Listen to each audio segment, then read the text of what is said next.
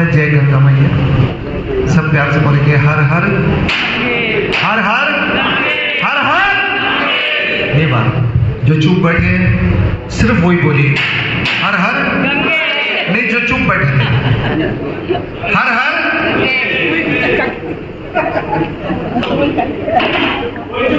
इसका मतलब जो बोल रहे हैं वो पहले चुप थे।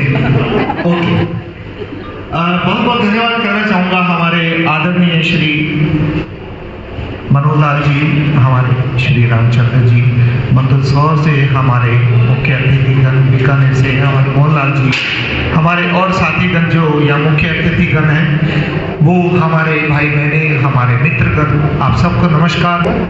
1979 में रेनबो रिक्रिएशन क्लब हुआ था हमारे समाज में।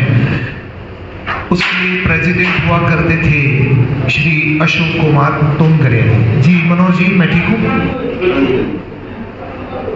तो उस समय भी मैं संगीत क्षेत्र में आया, लगभग आने का विचार बना रहा था। लोग मेरे को ताने देते थे, मुझे पता ही नहीं था कि मैं गायक बन जाऊंगा उस समय।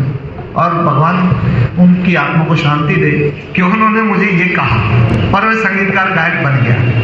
कहानी कहाँ से कहाँ कैसे बनती है, मेरी थोड़ी स्पीच मैं इसको शॉर्ट करने की कोशिश करता हूँ। पहले मेरा अपना छोटा परिचय, फिर मैं दो विषय पर बोलूँगा। पहला विषय हमारे जो मनोहर सर ने रैगर का इतिहास क्या, दूसरा सुरक्षा की बात। उन दो विषयों पर जल्दी जल्दी बोलने की कोशिश करूंगा, लेकिन मेरा परिचय जरूरी है। मेरा परिचय इसलिए जरूरी है क्योंकि मैं अपने समाज में एक इकलौता आदमी हूं जो आप लोगों से बिल्कुल हट के काम करता हूं। जब मैं बहुत गरीबी की हालत थी हमारी, 1983 में मेरी मैरिज हुई थी। 84 में जब रॉयल्स हुए तो बहुत बुरी हालत हो गई थी।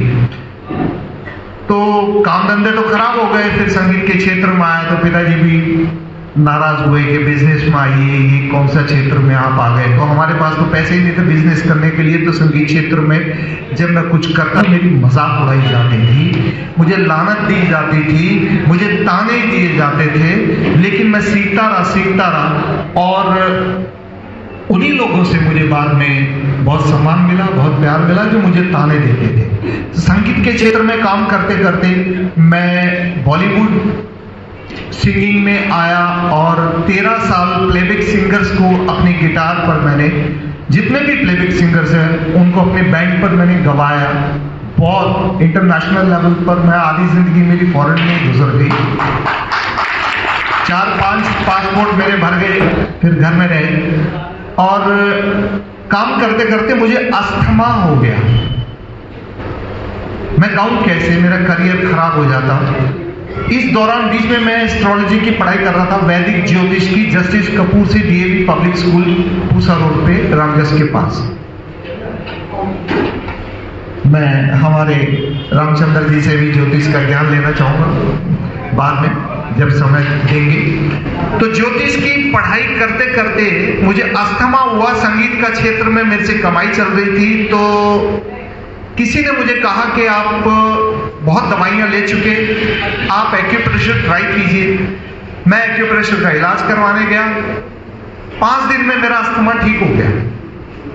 मैं इतना चमत्कृत हुआ, इतना प्रभावित हुआ कि मैंने ज्योतिष को साइड में किया और जिसने मुझे जीवन दिया उसकी पढ़ाई शुरू करी, एक्यूप्रेशर की। और करते करते काम भी करता रहा, गिरते पढ़ते मुसीबत झेलते झेलते पढ़ाई करी। आज मैं मास्टर डिग्री होल्डर हूँ एक्यूप्रेशर के अंदर, आयुर्वेदिक के अंदर एक्सपर्ट। और बहुत बहुत धन्यवाद। और जिस संस्थान में मैंने पढ़ाई करी, प्रयागराज एक्यूप्रेशर शोध एवं प्रशिक्षण उपचार संस्थान प्रयागराज, हमारे 2 गुरुजी हैं। एक है चाइनीज एक्यूप्रेशर के श्रीमान स्वर्गीय मेरे गुरुजी माता प्रसाद खेमका जी, वो चाइनीज की पढ़ाई कराते थे। और अभी हमारे गुरुजी हैं जो आयुर्वेदिक एक्यूप्रेशर की पढ़ाई कराते हैं, जेपी अग्रवाल जी। तो उनके आशीर्वाद से मैं उस संस्थान का ब्रांड एम्बेसडर भी बना दिया गया। और पिछले कम से कम 8-10 साल से मैं ब्रांड एम्बेसडर हूँ वहाँ पर। और इंटरनेशनल लेवल पर हमारे कॉन्टेक्ट्स हैं। ऐसी पढ़ाई है कि आज 20 साल हो गए, आप सबके आशीर्वाद से हमने हॉस्पिटल का मुंह नहीं देखा। तो मैं आज एक घोषणा करता हूं, हमारे गंगा मैया मंदिर में हर आदमी अपने अपने तरीके से योगदान दे रहा। मैं क्या दे रही हूं, मैं एक्यूप्रेशर का एक्सपर्ट हूं, तो मैं क्या कर सकता हूं? मैं गंगा मैया मंदिर को अपनी सेवाएं देता हूं। अगर मुझे यहाँ पर एक कोना दे दे, एक टेबल, एक कुर्सी दे दे और एक बैनर लगा दे बाहर, तो मैं हफ्ते में एक दिन शुरुआत करूंगा, यहाँ पर निष्काम सेवा करूंगा एक्यूप्रेशर की। ये मैं अपने जीवन में पहली बार एक इनिशिएट कदम ले रहा हूं, उठा रहा हूं। आप मुझे आशीर्वाद दीजिएगा, आगे जैसे आपका आदेश होगा वैसे चलेंगे।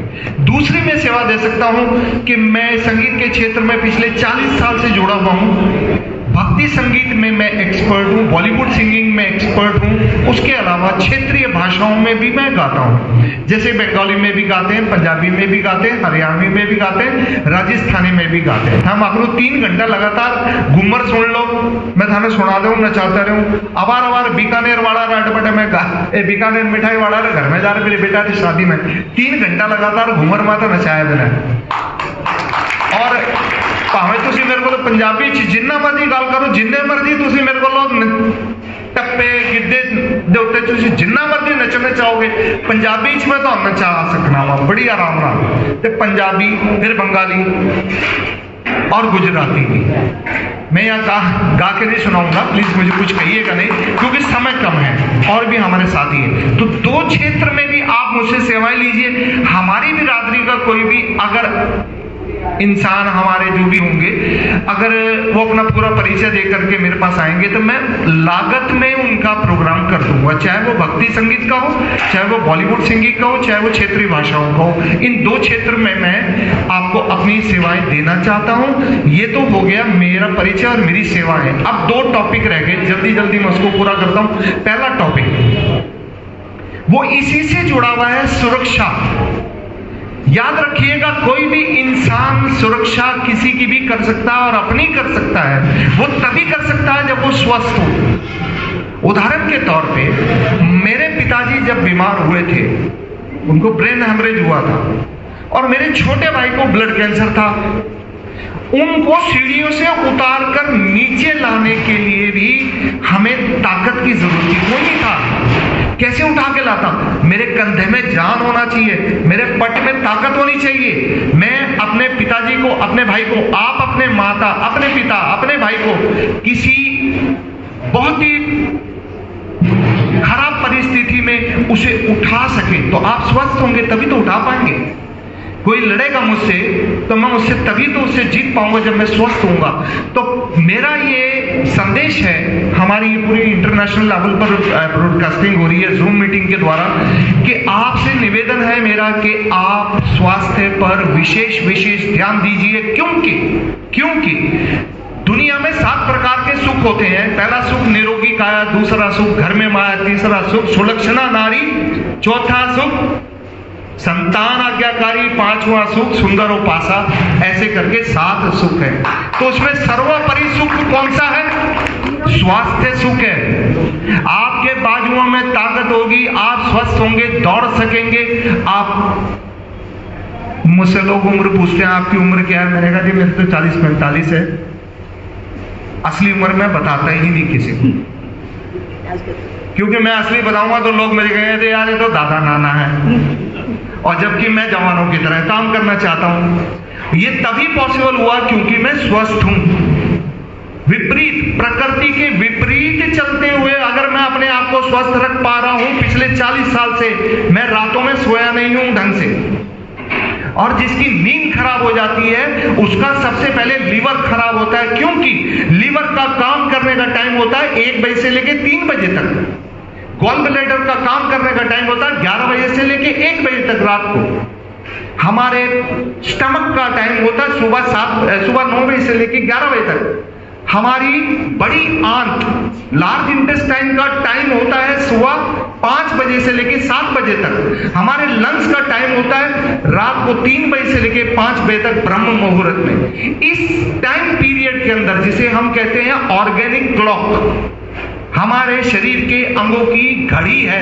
अगर ये मैंने पढ़ाई करी है, उसी के आधार पर मैं आपको बता रहा हूं। इस पर और भी विस्तार में जा सकते हैं, लेकिन मैं इसको क्लोज करता हूं कि आप स्वस्थ होइए, स्वास्थ्य के लिए पूरा प्रयास कीजिए।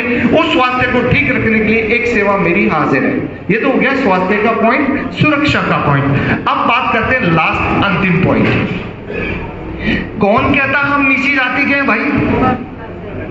उसकी माँ की, उसकी बहन की, कोई मेरे को कह दे, मैं उसकी बहन को बहन कह दूंगा, है ना, उसकी माँ को माँ कह दूंगा।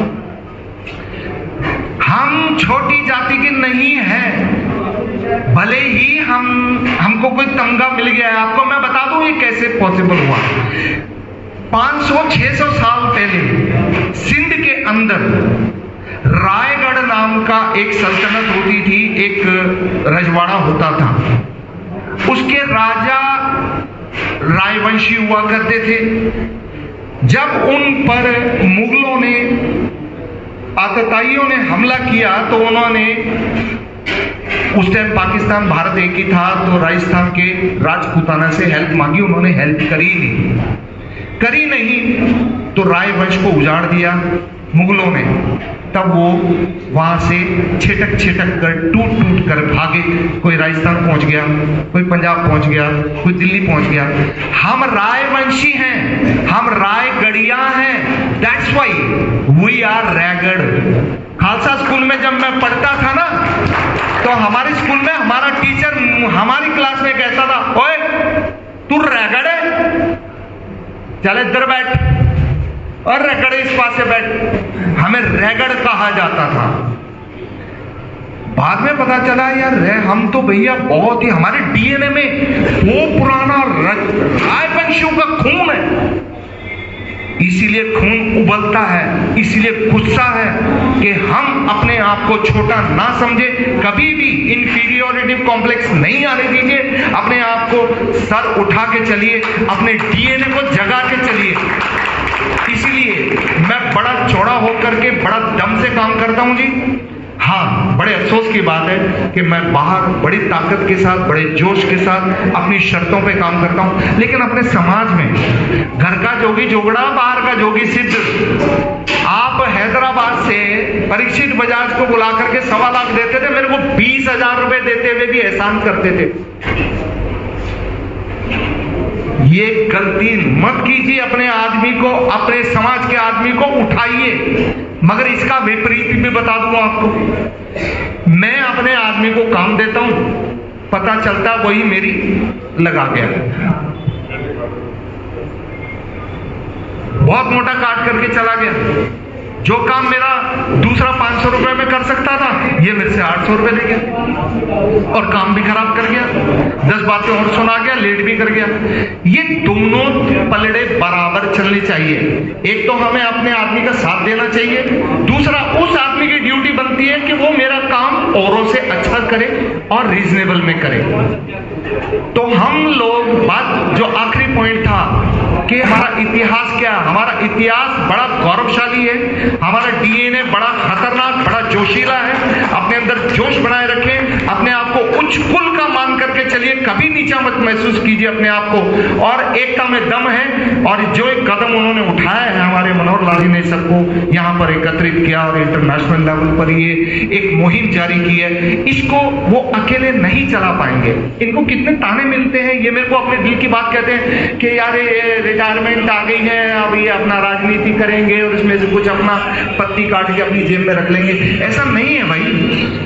आप सबको एक तराजू में मत तोलिए। एक इंसान समाज के लिए कुछ करना चाहता है, उनका साथ दीजिए। तो आप सबसे निवेदन है, स्वास्थ्य का ख्याल रखें, अपने आप को नीचा महसूस मत कीजिए, अपने आप को डिप्रेशन में, इंफीरियोरिटी कॉम्प्लेक्स में मत आने दीजिए। गौरव से जिंदा रहिए, एक दूसरे का साथ दीजिए। और ये जहां तक अंतर्राष्ट्रीय हमारा ये सम्मेलन है, तो हमारे यहाँ के लोगों को बाहर क्या अपॉर्चुनिटीज है वो बताएं। वो जब दिल्ली आए तो हम उनका जो भी हो सके इंफ्रास्ट्रक्चर जो भी उनको चाहिए, लॉजिंग, बोर्डिंग, रहना, खाना पीना, ट्रांसपोर्टेशन, जानकारियां हम उनको उपलब्ध कराएं, तभी हम एक दूसरे का सहयोग करके आगे बढ़ पाएंगे। इंटरनेशनल लेवल पर सहयोग बहुत जरूरी है और एक दूसरे का साथ बहुत जरूरी है, स्वास्थ्य बहुत जरूरी है और गौरव से जीना बहुत जरूरी है। दम के साथ हर हर गंगे जय माता। चादर ओढ़ के कैसी द्वार तुम्हारे आऊं, हे पावन परमेश्वर मेरे, मन ही मन शर्माऊं, मेरी चादर ओढ़ के कैसी द्वार तुम्हारे मेरी चादर ओढ़ के कैसी।